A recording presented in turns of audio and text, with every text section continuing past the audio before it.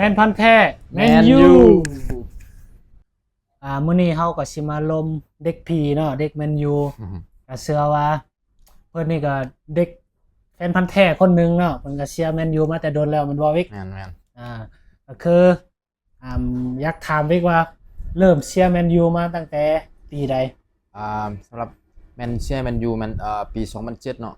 ปี2007เป็นยุคของไผเซอร์เล็กโฟกัสันเนาะตอนนั้นเซอร์อเล็กยังคุมอยู่เนาะแม่นสมัยโรโดกำลังได้บอลลงดอร์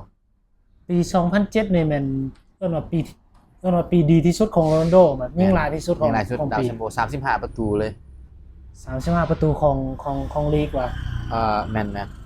ยิงในพรีเมียร์ลีกเนาะ35ประตูยุคนั้นโรนัลโดยังอยู่เนาะทุกคนแม่นโรนัลโดได้ก็คือเริ่มเชียร์ยุคเกินว่ายุคเฮืองเลยนุเกินว่ายุครุ่นที่2มาเนาะรุ่นที่2ซั่นซะเพราะว่ายุคทำอิฐที่เฮาเชียร์บ่ทันก็คือปี99เนาะปีแชมป์ปี99เพราะว่าค่อยนี่ก็เกิด98แต่ว่าตอนนั้นหาก็ได้อายุปีนึงก็สิบ่เชียร์บาดบ่เบิ่งบาดแล้วเนาะแต่วิกชัยนี่เกิดปี99ก็เกิดบ่ทันเนาะฉะนั้นก็เลยมาเชียร์เริ่มเบิ่งบาดปี2007เนาะเป็นยุคของเซอร์อเล็กแล้วก็มีซุปเปอร์สตาร์เป็นโรนัลโดเนาะแลนกิกสโคฟันเดอร์ซาก็คือมีวิดิตโฟลินานพวกนี้มีรุ่นเขาเอิ้นรุ่นคัทออฟ92ยังอยู่มันบ่ยังมีไผได้อยู่รุ่นนั้นชุดนั้นยังเหลือพอสโคแลนกิกพอสโคกองกลางเนาะไลออนกิกแล้วก็เกนนี่เนวิลเวสบาวนี่ก็แม่นเนาะแม่นตอนนั้นมันลงก็คืออันนี้เป็นรุ่นคัทออฟ92ที่มาฮอดที่ยังเหลืออยู่แต่ยังเหลือมาฮอดปี2007เนาะแล้วก็ปี2007นี่แมนยูได้แชมป์บ่แมนพรีเมียร์ลีกแล้วก็ได้ทริปเปิลแชมป์3รายการเลยมีพรีเมียร์ลีกยูฟ่าแชมเปี้ยนลีกแล้วก็เอฟเอคัพก็คือ2แชมป์ใหญ่แม่นบ่ว่ายุคปี99นี่เป็นทริปเปิลแชมป์เนาะมีแชมป์ FA คัพมีพรีเมียร์ลีกแล้วก็ยูฟ่าแชมเปี้ยนลีกเนาะแต่ว่าปี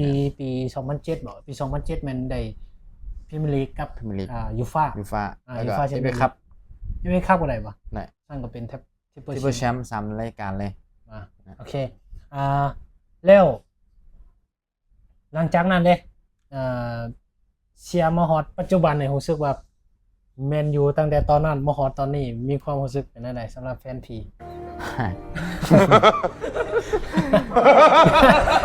อย่าหัวเนาะอันนี้เป็นความจริง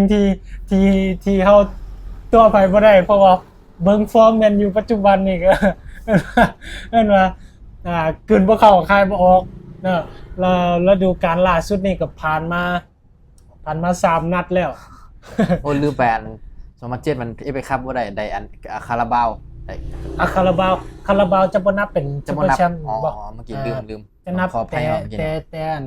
เขาเอิ้นหยังถ้วยลักเอฟเอคัพมันถึกโจกเสียค่าบ้านพอสมัต1-0น่ะลืมไปจืออยู่ตอนนั้นเดวิดเจเมนเดโฟยิงรถดักฟันเดอร์ซาเลยคือยังจื้อประตูได้ดีเนาะประตูที่เฮ็ดให้มันยูเสียแชมป์แม่นว่ายิงนาที79แล้วเอิ้นว่าเซอร์อเล็กนี่คุมมาฮอดปีเอิ้นว่าปีหยังก็ปี2013เนาะแล้วอำลาแม่นบ่ตอนนั้นฮู้บ่เหตุผลหรือว่าย้อนหยังเซอร์อเล็กจึงอำลาที่แมนยูไปเพราะว่าก่อนหน้านี้คุมมาก็แบบว่าพาแมนยูแบบยิ่งใหญ่มาตลอดน่ะน่าจะแม่นเรื่องครอบครัวได้บ่มีเวลาครอบครัวได้แล้วก็อายุก็สูงแน่คือสิแม่นประมาณนี้ตอนเซอร์อเล็กเลิกคุมที่แมนยูนี่มีอายุจักปีตอนเซอร์อเล็กอยู่คุมแมนยูประมาณ70กว่านี่แหละประมาณ70ปลายคืออายุหลายแล้วเนาะยังมีเวลาให้ครอบครัวเป็นต้นก็คือได้ยินข่าวว่าเมียแม่นบ่ก็คือได้ตกลงหรือว่าได้สัญญากับเมียไว้ว่าปีนี้บ่ฤดูกาลนี้ล่ะสิวางมือเพื่อให้เวลากับครอบครัวมีลูกมีหลานได้แม่นบ่แล้วหลังจากเซอร์อเล็กวางมือไปปี2013จนฮอดเดี๋ยวนี้ปี2025เนาะแมนยูกับบ่มี บ่มีแซ่บอีกเลยบ่มีแบบ ถ้วยน้อยมีอยู่มีบางถ้วยเนาะมีถ้วยก็คือ FA คัพบ่คาราบาวบ่หรือว่ายูโรป้านี่ก็มีแวะเวียนมีได้อยู่แต่ว่าบ่ยิ่งใหญ่คือยุคของเสื้อเล็กเนาะบ่ยิ่งใหญ่คือยุคนั้นโอเคถ้าว่าเว้าไปฮอดยุค2007แล้วย้อนกลับไปก่อนหน้านั้นมีซุปเปอร์สตาร์คนไหนที่แบบประทับใจที่สุดตอนนั้นคือเป็นไอดอลเลยยกตัวอย่างว่าอยากเชียร์แมนยูเนาะมีซุปเปอร์สตาร์คนใดที่เฮ็ดให้ถึกใจแล้วก็ติดใจเชียร์แมนยูสำหรับเฮามันน่าจะเป็นลุยนานี่เบอร์17ผิวลักเลื่อยแล้วก็ตัดเข้าในแล้วปั้นเข้าว่าลุยนานี่จะแม่นนักเตะโปรตุเกสแม่นเนาะย้ายมาแต่ใส่ Sporting Lisbon คือกับโรนัลโดแล้วเนาะย้ายมาก่อนโรนัลโดบ่หรือว่ามาตามหลังเขาเอาเป็นตัวแทนโรนัลโดก็คือตอนนั้นแม่นโรนัลโดมีข่าวย้ายพันกับเรอัลมาดริดก็คือหลังจากนั้นบาร์ซ่าก็จักได้คือกันแต่ว่าบาร์ซ่าบ่ค่อยทุ่มปานใดแล้วแมนยูนี่ก็คือไปเบิ่งตัวแทนของโรนัลโดว่าเป็นลุยนานี่แล้วไปดึงมาเนาะค่าตัวเท่าไหร่ตอนนั้นลุยนานี่น่าจะประมาณ17-18 ล้านปอนด์นี่แหละ17-18 ล้านปอนด์ตอนนั้นถือว่าแพงยุคนั้นแต่ก็คือเปรียบเทียบปัจจุบันเนี่ยก็คือว่าแบบ17 ล้านก็จะถ้าเป็นยุคนั้นว่าแพงเนาะแต่ถ้าเป็นเทียบกับยุคนี้แต่ว่าเรื่องราคาแพงหรือบ่แพงเฮาต้องมาเบิ่งผลงานเนาะคุ้มหรือบ่คุ้มหลังจากเบิ่งผลงานแล้วคิดว่าคุ้มบ่ลุยนานี่คุ้มแต่ว่าปีสุดท้ายตั้งแต่เปลี่ยนโค้ชหรือเอาเดวิดมอยมาแล้วก็จากนั้นเราฟอร์มตกแล้วก็เลือดเปลี่ยนมาถึกมือลุยฟันเก่าเนาะลุยฟันเก่าก็บ่ได้เอาลงประกาศขายเลยประมาณนั้นคือตั้งแต่ลุยฟันเก่าเข้ามาคุมทีมแล้วก็ฟอร์มหายหรือว่าบ่ได้รับโอกาสเลยนะครับปล่อยทีมออกปล่อยยืมแล้วก็ขายหมายความว่าตามฟอร์มตามราคานี่คุ้มแต่ว่าแมนยูวางมาเอามาเป็นตัวแทนโรนัลโดนี่แต่ว่าเทียบบ่ได้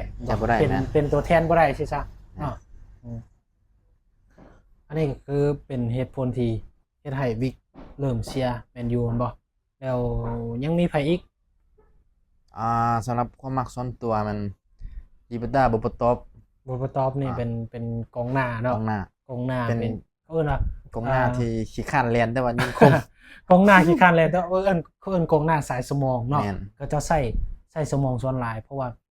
แต่ละจังหวะแต่ละสถานการณ์นี่บ่ได้ใช้ความไวหรือว่าบ่ได้ใช้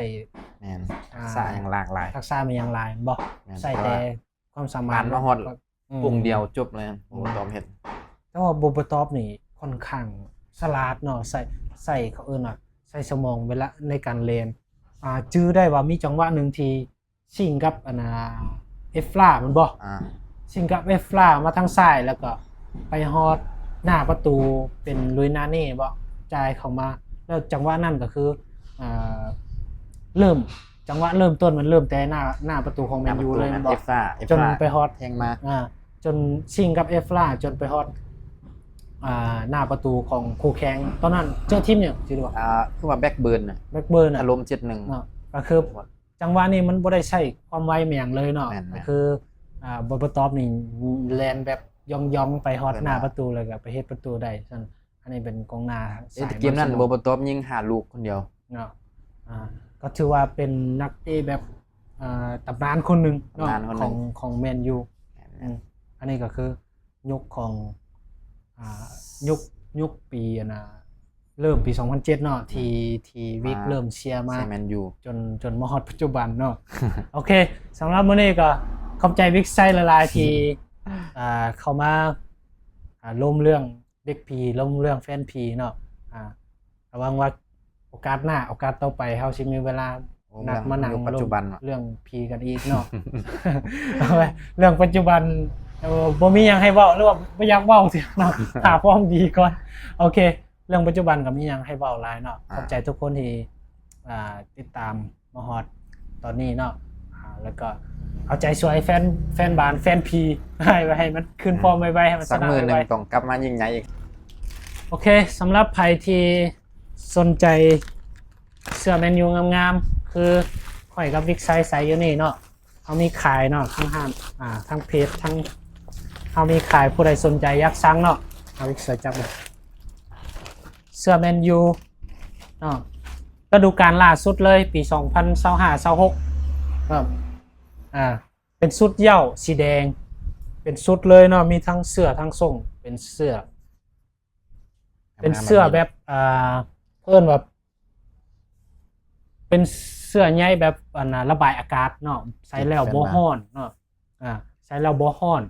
ผู้ใดสนใจสามารถสั่งได้เนาะชุดละ 150,000 กีบเท่านั้นเนาะสั่งตอนนี้ถ้าว่าสั่งจากคลิปนี้เอาส่งฟรีเลยเนาะทั่วประเทศว้าวโอเคขอบใจทุกคนเลย